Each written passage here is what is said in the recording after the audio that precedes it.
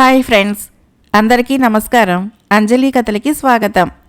విషకన్య జానపద నవల 41వ భాగం విందాం. బిడ్డకు ఆహారం ఇయ్యటానికి తీసుకువెళ్లిన ముసుగు మనిషి ఎంతకు రాకపోవటం వలన మణిమేకల కృష్ణశర్మలు తామే స్వయంగా ముసుగు మనిషి కోసము బిడ్డ కోసము క్రింది అంతస్తులోకి దిగి వెళ్లారు. వారా విధంగా పైనుంచి క్రిందకి దిగి వెళుతూ ఉండగా, రక్షించండి రక్షించండి, ఇంత ప్రపంచంలో నా మొర వినేవారొక్కరైనా లేరా అని ఒక స్త్రీ ఆర్తనాదం వినిపించడం వలన మణిమేకల కృష్ణశర్మలు మేడపై నుంచి వెలుపలకు తొంగి చూశారు.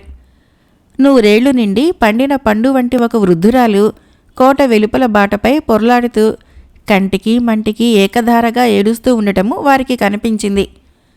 అయ్యో, ఆ వృద్ధులారా విధంగా ఎందుకు దుఃఖపడుతుందో పోయి చూసి వద్దామా అని మణిమేకలు అడగ్గా, కోటలో నుంచి వెలుపలికెలా పోతాము? అన్ని ద్వారాలు తెరువు సఖ్యం కాకుండా బంధించబడి ఉన్నాయి కదా అన్నాడు కృష్ణశర్మ. ముసుగు మనిషి మనల్ని లోపలికి ప్రవేశపెట్టిన రహస్య ద్వారం నాకు తెలుసు. పోయి వస్తాను. క్రింది అంతస్తులో ఎక్కడో బిడ్డను పెట్టుకుని ఉంటుంది. తిరిగి ఇప్పుడే వస్తాను. ముసుగు మనిషితో చెప్పు అని మణిమేకల నిస్సహాయురాలై విలపిస్తున్న వృద్ధురాల్ని చూసి జాలిపడటం వలన కృష్ణశర్మ జవాబుకైనా ఎదురు చూడకుండా ఆ తావును వదిలి వడివడిగా వెళ్ళింది. గుర్తుపెట్టుకున్న రహస్యద్వారం గుండా కోట దాటి అచిరకాలంలోనే బాటపైన పొర్లాడుతూ విలపిస్తున్న వృద్ధురాల్ని కలుసుకుంది. అవ్వా, ఎవరు నువ్వు?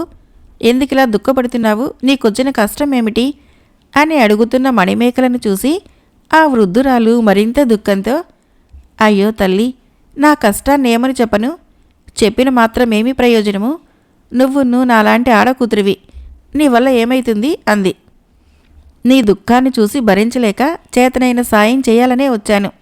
నీ కష్టాన్ని గురించి నాకు చెప్పినందువల్ల నష్టమేమీ లేదు కదా. ఈ క్షణాన్నో మరో క్షణాన్నో చావ సిద్ధంగా ఉన్న ముసలిముండని నాకు నష్టమేముంటుంది?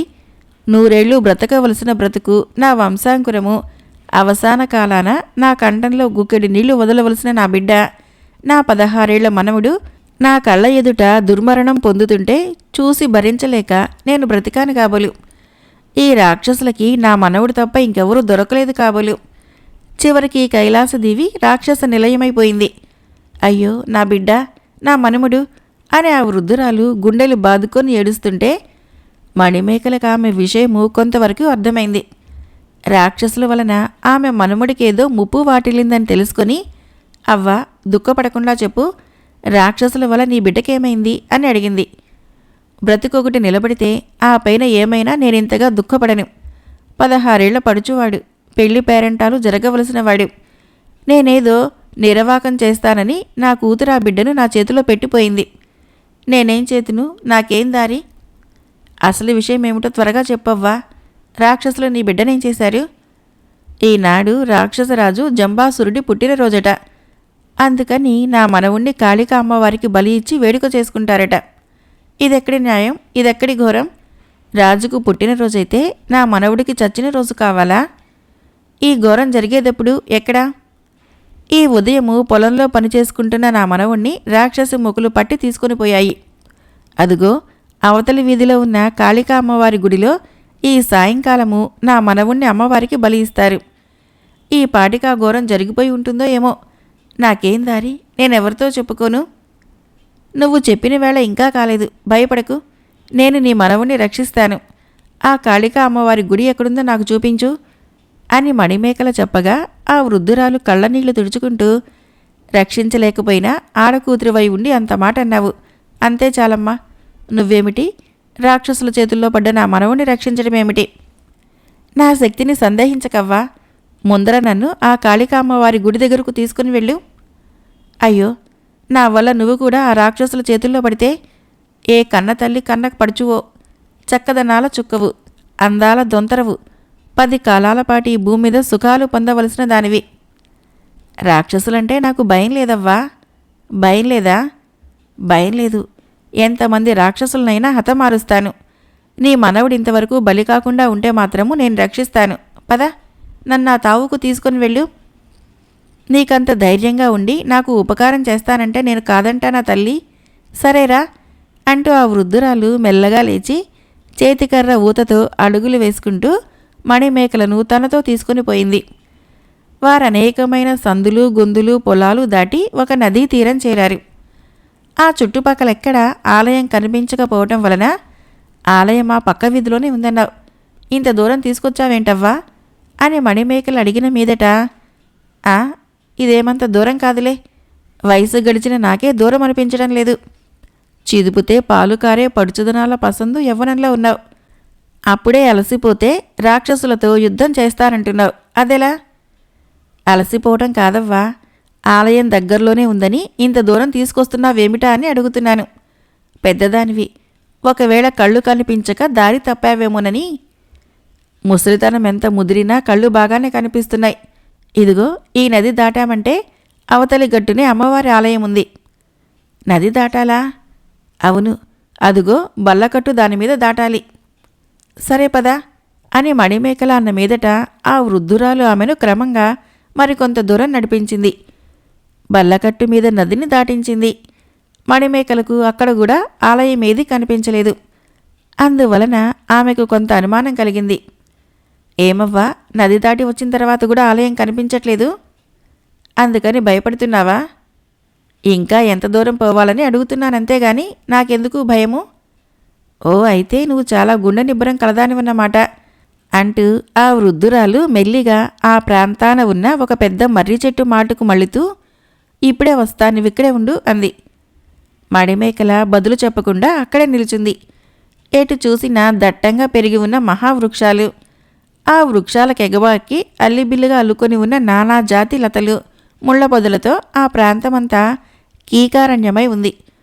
వృద్ధురాలు ఏ దేహబాధ తీర్చుకోవటానికో చెట్టుమాటుకు పోయి ఉంటుందనుకున్న మణిమేకల ఆమె ఎంతకు రాకపోవటం వలన తానే ఆ చెట్టుమాటుకు పోయి చూడనై ఉండగా భూమి ఆకాశాలని బ్రద్దలు చేసేటట్టు ప్రళయకాల ధ్వనులతో హూ అని హూంకరించుకుంటూ భయంకరమైన కోరలు కలిగి నిప్పులు గక్కుతున్న దారుణారుణ రేత్రాలతో సుమారొక తాటి చిట్టంత పొడవు, అందుకు తగిలిన స్థూల శరీరాన్ని ఊపుకుంటూ క్రూర రాక్షసాకారం ఒకటి చెట్టుమాట నుంచి యువతలకొచ్చేటప్పటికి మణిమేకల భయ విభ్రాంతురాలై జరిగిన మోసాన్ని అర్థం చేసుకుంది. తన్నింతవరకు తీసుకువచ్చిన వృద్ధురాలు నిజమైన మానవ రూపం కాదని, ఆ ఘోర రాక్షసుడే తనను ఆ విధంగా దొంగ మాటలు చెప్పి వంచన చేశాడని తెలుసుకుని, ఓరి, నీ భయంకర రూపాన్ని చూసి నేను బెదిరిపోతానని భ్రమపడకు.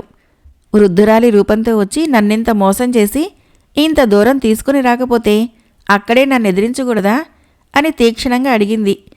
దానికి ఆ ఘోర ఆకారుడు దిక్కులు పిక్కటిలేలాగా వికటాట్టహాసం చేస్తూ, కోటలో నీ మొగుడు ముసుగు మనిషి ఉన్నారుగా, అక్కడే నేను ఎదిరిస్తే వాళ్ళు నీకు హంగు చేయటానికి వస్తారు. ఈ భీకరారణ్యంలో నువ్వు నేను తప్ప ఇంకెవరున్నారు?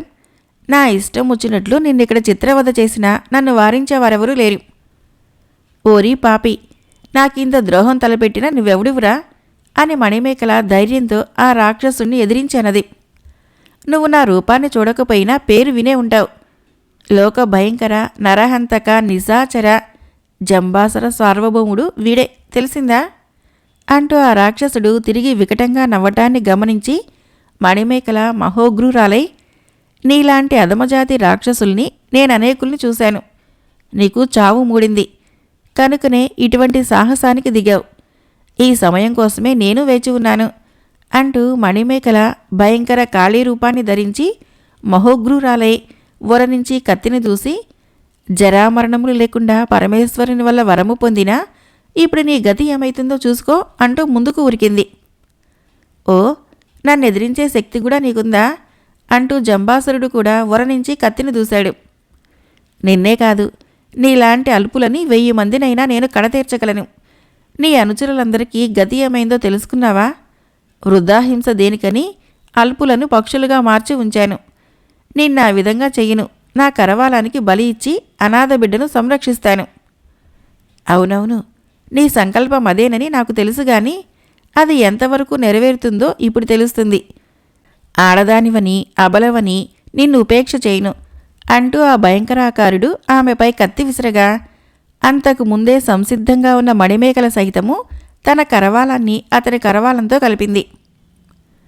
మనము ఒట్టి చేతగాని వాళ్ళం, చవటలం చవటన్నర చవటలం అని నందయ్య, ఆనందయ్య, గోవిందయ్యలు ముగ్గురు తమ్ము తాము ముమ్మారు తిట్టుకున్నారు. స్వల్పం, అతి స్వల్పం, మహాస్వల్పమైన ఈ గురుకార్యాన్ని నెరవేర్చలేకపోతే మనమెందుకు పనికొస్తాము? గురువుగారు మనకి కాయసిద్ధినెందుకు ప్రసాదిస్తారు? ఇన్ని రోజులైంది మనం ఆయన కోరిన మనిషిని తీసుకెళ్ళలేకపోయాం.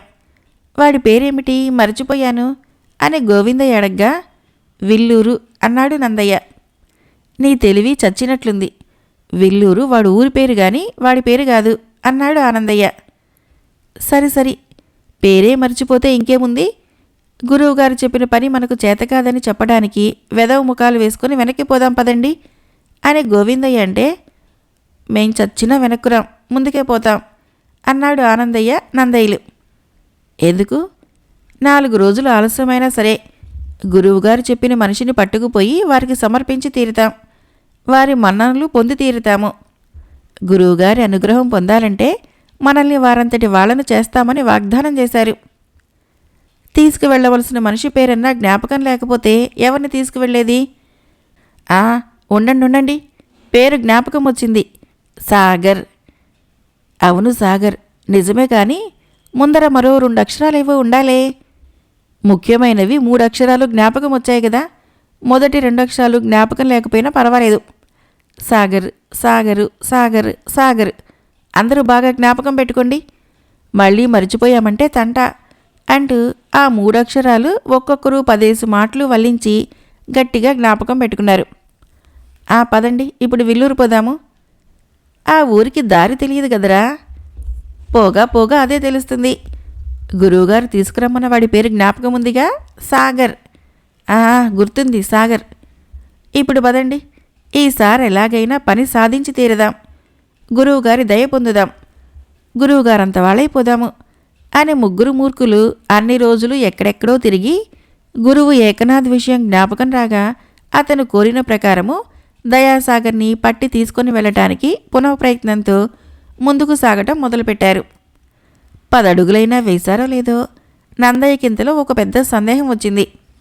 ఒరే, ఇప్పుడు మనం ప్రయాణం చేస్తున్నది ఒక అడవిలో కదరా? అవును, అడవి. ఈ అడవిలో గనక ఒక పులి వచ్చిందంటే ఏం చేస్తాము అని నందయ్య అడగ్గా, పులి, చచ్చు పులి మనల్నేం చేస్తుందిరా అని నందయ్య, దాని మీసాలు పట్టి పీకామంటే నిమిషంలో చస్తుంది అని గోవిందయ్య, సరి ఎలుగుబంటి ఎదురైతే దాని బొచ్చుకు నిప్పు ముంటించామంటే బగబగా బగబగా మండిపోతుంది. సరే పాములు బుసగొడితే పాములన్నీ మనం లెక్క చేస్తామా? తోకపట్టి తల నేలకేసి కొట్టామంటే ఎన్ని పాములైనా చస్తాయి అని నందానందయ్యలు అడిగిన దానికి గోవిందయ్య ఓ పెద్ద మొనగాడలే జవాబులు చెబుతూ ఉంటే వాళ్ళకు కూడా మంచి ధైర్యం కలుగుతోంది. ఒరే, మీరు అడిగిన దానికి నేనన్నీ చెప్పాను కదా, నేను అడుగుతా, మీరు చెప్పండి.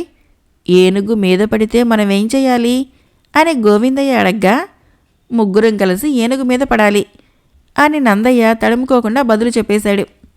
సింహం ఎదురైతే మింగపోతే అప్పుడు దాని తోకపట్టి లాగి పీకి దుంప తెంపి ధూపమేసి పారేస్తాము అని ఒకరు, కూరలు ఊడబెరికి దూరంగా తరిమి కొడతాము అని ఇంకొకరు, నేనొక భయంకర గర్జన గర్జించానంటే సింహమే కాదు, ఆ సింహాన్ని పుట్టించిన దేవుడు కూడా హడలి బేజారై ఆమడ దూరం పరిగెడతాడు అని మరి ఒకరు ప్రగల్భాలు పలుకుతున్న సమయంలో ఆ భయంకర అరణ్యంలో ఏ మూల నుంచో నిజంగానే సింహం ఒకటి బ్రహ్మాండం రద్దలయ్యేలా గర్జించిన భయంకర శబ్దంతో సన్యాసులు 3 హడలి తబ్బిబ్బులై ఒకరినొకరు గట్టిగా కౌగలించుకున్నారు.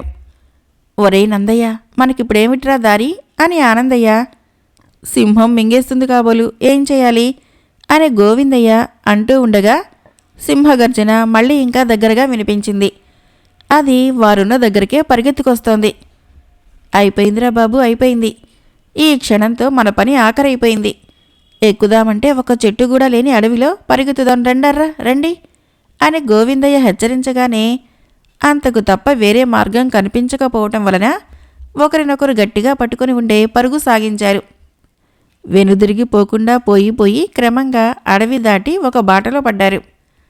ఆ బాట గుండా పోతున్న 1-2 బాటసారులు పశువులు కనిపించడం వలన దగ్గరలో ఏదో గ్రామం ఉండి ఉంటుందని ఊహించి సింహం నోట పడకుండా బ్రతికిపడ్డామని సంతోషించారు. తిరిగి ధైర్యం వచ్చింది. వారిలో ఒకడు కనిపించిన బాటసారిని, అయ్యా, చెరువులో ఏదైనా ఊరుందా అని అడిగాడు. ఆ ఆ కనిపించేదే విల్లూరు అని బాటసారి బదులు చెప్పేటప్పటికీ ఆ ముగ్గురు సన్యాసులు సంతోషంతో గెంతారు. సింహం ఎదురవటము మన మంచికే అయింది అని ఒకడు, విల్లూరే వచ్చేశాం, గురువుగారు చెప్పిన మనిషిని పట్టుకొని తీసుకుపోతాము అని ఇంకొకడు, గురువుగారు మన ధైర్య సాహసాలకు మెచ్చి మనల్ని తమంత వాళ్ళగాను చేసి పారేస్తారు అని మరొకడు మురిసిపోతూ గ్రామాభిముఖంగా సాగిపోతూ ఉండగా కొంత దూరంగా ఒక చెట్టు క్రింద ఎవరో బాటసారి ఎండకు జంకి మూట తల క్రింద పెట్టుకుని విశ్రాంతగా పడుకొని ఉండటము సన్యాసులు చూశారు. గురువుగారు చెప్పిన మనిషిలాగానే ఉన్నాడు, తప్పకుండా వాడే అని ఆ బాటసారి దగ్గరగా పోయి, నీ పేరేంటయ్యా అని అడిగారు. బాటసారి మూసిన కళ్ళు తెరిచి విసుగ్గా, విద్యాసాగర్. నాతో మీకేంటి పని, పొండి పొండి, నా విశ్రాంతికి భంగం చేయకండి అని తిరిగి వెంటనే కళ్ళు మూసుకున్నాడు.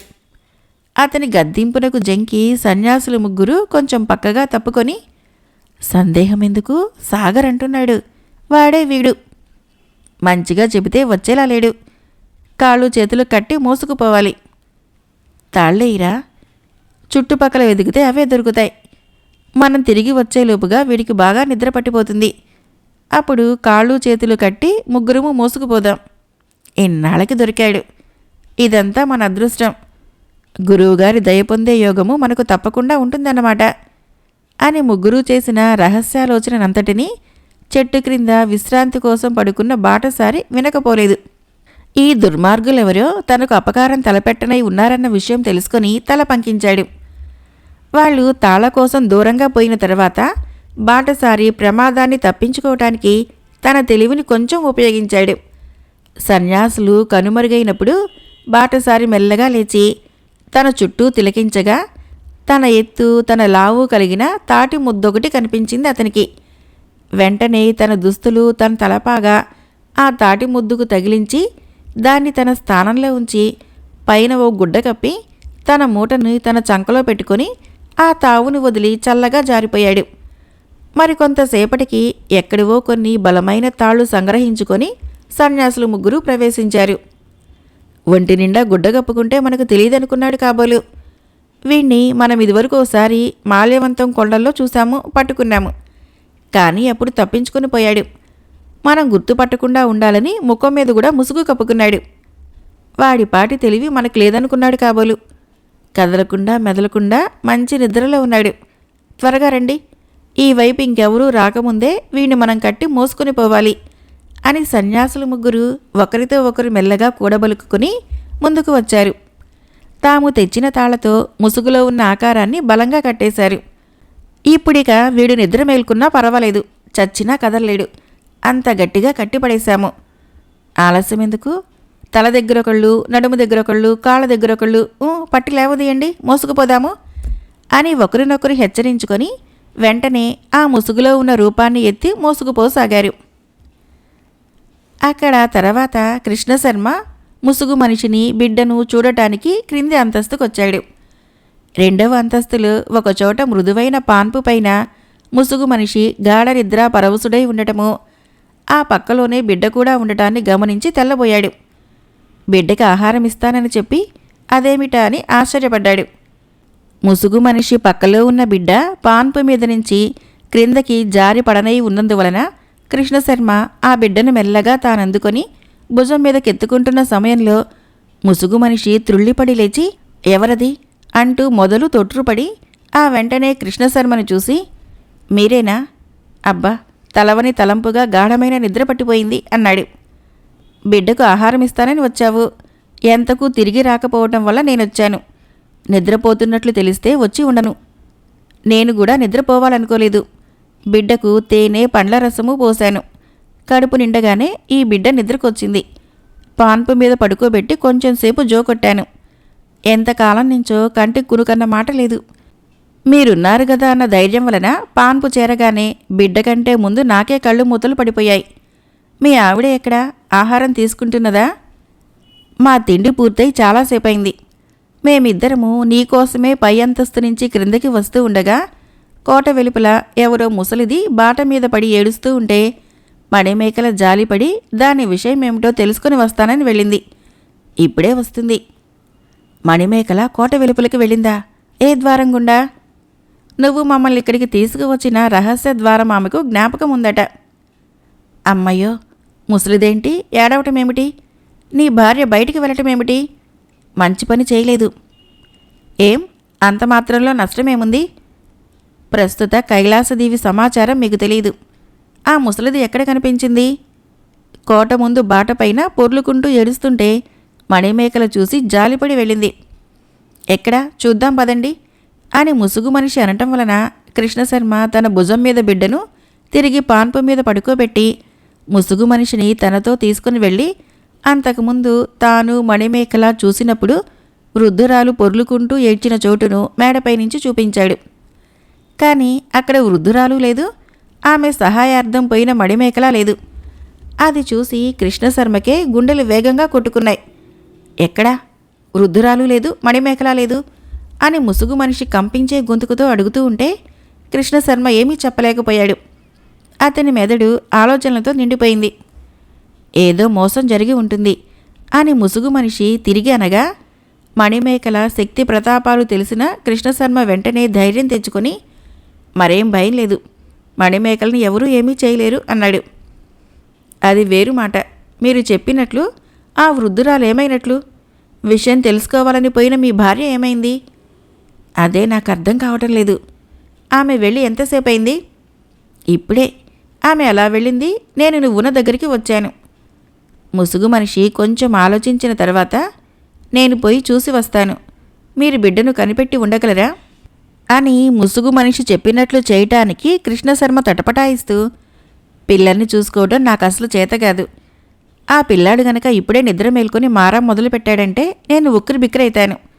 నువ్వే బిడ్డ దగ్గరుండు, నేనే పోతాను అని కృష్ణశర్మ చెబుతూ ఉండగానే బిడ్డ పడుకోబెట్టిన గదిలో నుంచి కేరుకేరుమని బిడ్డ ఏడుపు వినిపించింది.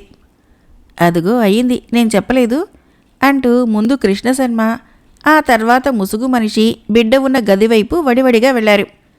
కానీ పాన్పు మీద బిడ్డ లేడు. ఇద్దరికీ గుండె గుబేలుమన్నది. రాజకుమారుడేమైనాడు అని ముసుగు మనిషి, నేనిప్పుడే గదా భుజం మీద నుంచి పాన్పు మీద పడుకోబెట్టాను అని కృష్ణశర్మ. ఆ వృద్ధురాలిని చూద్దామని వెళితే ఏ అలికిడి కాలేదే అని తిరిగి ముసుగు మనిషి. చాలా చిత్రంగా ఉంది. బిడ్డ ఏడుపు మారినంతలో ఇప్పుడింత ఘోరమేమిటి అని కృష్ణశర్మ. ఆ ఇద్దరూ కంగారుతో ఆ మేడ భాగాన్నంతా కలిగి తిరిగారు. పరిగెత్తి గాలించారు. పై అంతస్తులు కింద అంతస్తులు అన్నీ వెదికారు. కానీ వారికెక్కడా బిడ్డ కనిపించలేదు. ఇద్దరూ నిరాశ చెందారు. కనుమూసి తెరిచేలోపుగా ఇంత ఘోరమా అని కృష్ణశర్మ గద్గద స్వరంతో, తిరిగి చేసిన ప్రయత్నమంతా వృధాయేనా? బిడ్డను రక్షించే భారం మాది అని మేము ఇచ్చిన మాట పొల్లిపోవలసిందేనా? వృద్ధురాలికి ఉపకారం చేయటానికి మణిమేకల వెళ్ళటమేమిటి? ఇంతలోనే ఇక్కడ ఇటువంటి ఘోరం జరిగిపోవటమేమిటి? ఎవరొచ్చారు? ఎలా వచ్చారు? ఈ మహామాయ ఏమిటో నాకు అర్థం కావటం లేదు అన్నాడు తొట్రుపాటితో. ఇదంతా రాక్షస మాయ తప్ప ఇంకేం కాదు. అయ్యో, ఇప్పుడేం దారి? ఆ క్రూరులే మాయారూపంలోనూ వచ్చి బిడ్డను అపహరించుకొని పోయి ఉంటారు. మన కళ్ళల్లో కారం చల్లి సర్వనాశనం చేసి ఉంటారు. ఆ పసిపాపని ఇంతకాలము ఎలాగో కాపాడాను. ఇంకొక 12 రోజులే కదా గడువు కాలమని సంతోషించాను. సర్వసమర్థులైన మీరు కూడా సకాలంలో వచ్చారు. బిడ్డ ప్రాణానికి ఇక ముప్పు రాదని మరిచాను. కానీ గండం గడిచింది కాదు, ముప్పు రానే వచ్చింది. చేసిన ప్రయత్నమంతా వృధా. జంబాసురుడు అన్నంత పని చేసి తీరుతాడు. తన పంతమే నెగ్గించుకున్నాడు. ఇంకేమి? బిడ్డ రాక్షసుల పాలైంది. రాజవంశం ఏమి కావాలి? మీరు విషయం తెలుసుకోవాలి. అదే నాకు అర్థం కానిది. ముఖమును ఇంకోవైపుకు తిప్పుకొని కృష్ణశర్మ కర్తవ్యం కోసం కంగారు పడుతూ, ఇది రాక్షసులు చేసిన మోసమేనా అన్నాడు. ఇంకా సందేహం ఎందుకు? రాక్షసమాయ. ఆ రాక్షసమాయ వలనే రాజకుమారుడు మాయమయ్యాడండి అని ముసుగు మనిషి గుండె బాదుకొని ఏడుస్తుంటే కృష్ణశర్మ మతిపోయిన వాడిలాగా మణిమేకల కోసము ఆ మేడ మీద అటూ ఇటూ పరిగెత్తడం మొదలుపెట్టాడు. విషకన్య జానపద నవల 41వ భాగం సమాప్తం.